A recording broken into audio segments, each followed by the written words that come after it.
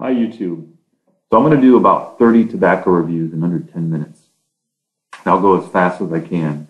I've been smoking pipes for about a year and a half now, and I've matriculated from all over the map, and I've ended up really getting back to the Burleys and Virginias.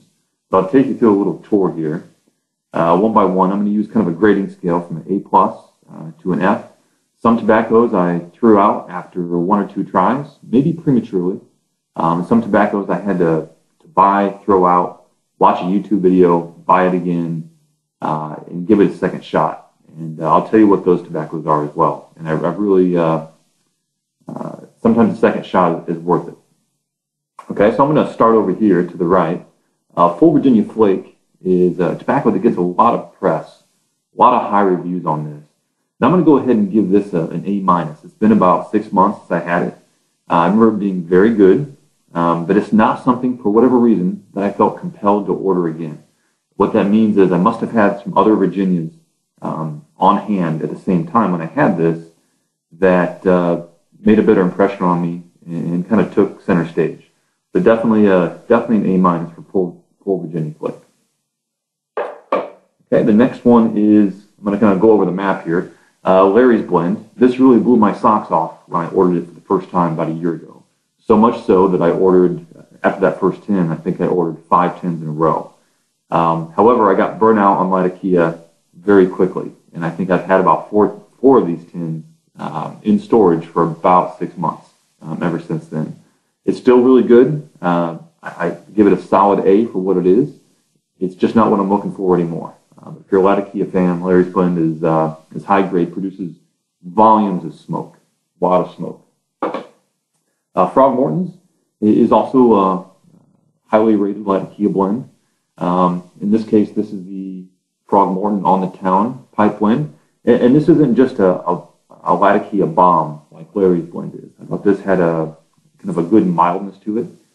Even when I got tired of pure Latakia, which is the smell and the flavor of basically a campfire, when I got tired of that, I could come back to this and my taste buds weren't burned out.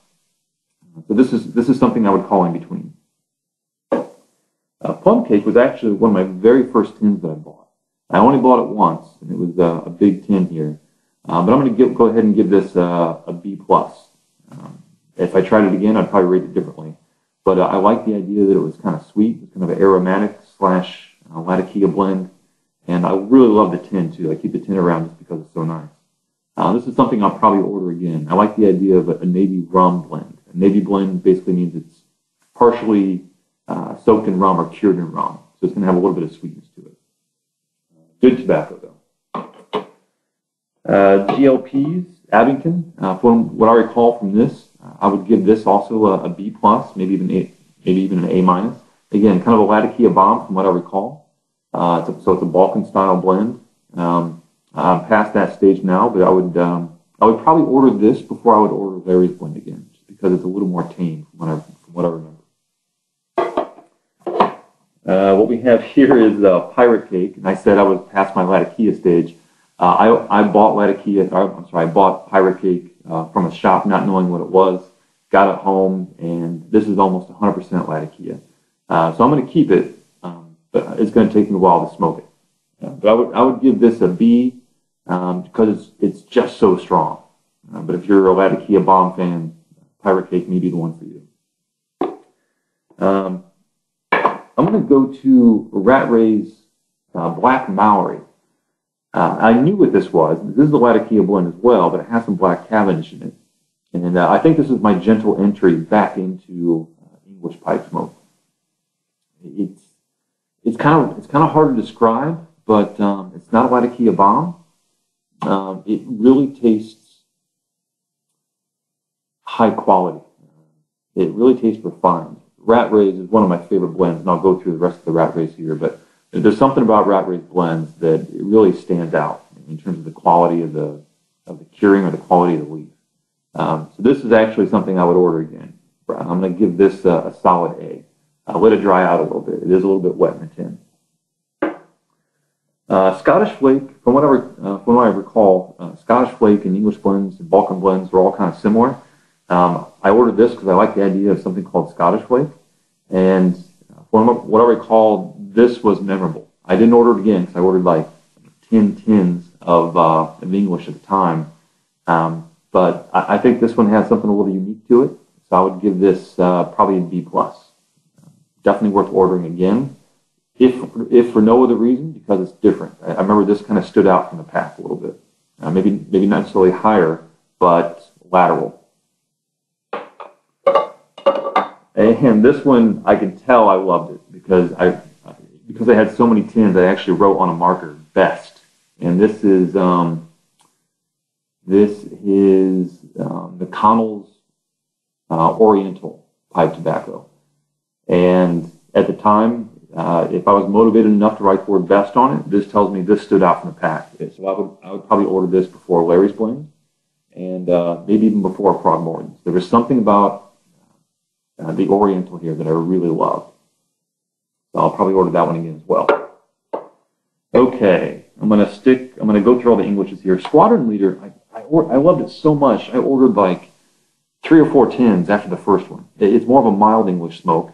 I went to on a trip down to South Carolina. Probably had one of my best bowls ever, sitting in a cafe out there, and I ordered so many of them.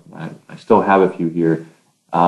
In hindsight, now that my palate's expanded so much, it's maybe a little too mild for me, but it definitely did its job back in the day, and it's something I feel like I want to return to because I know that I loved it at the time when I bought it. But I would give this, I'm giving all these a B+. I'd give this one a B+ too. I'm going to tell you there are some here that I'm going to grade much lower, including some tins I actually threw out. The Squadron Leader, there's something about it I need to revisit, but it wouldn't be at the top of my list till I go and smoke tonight. Okay, this one I'm going to give an A+. This is Blue Mountain. So this is an English blend. It's a Balkan blend. And I remember at the time when I smoked it, I said, this is different. This was different in the same way that, let me find it here. This was different in the same way that this was different. They stood out. I almost took a marker and wrote best on this one too. So I would put these two, in A and A+ territory. If you want to know the best that English has to give. Okay, kind of rounding out the Englishes here. I like the idea of something called Chocolate Flake, so I bought Chocolate Flake.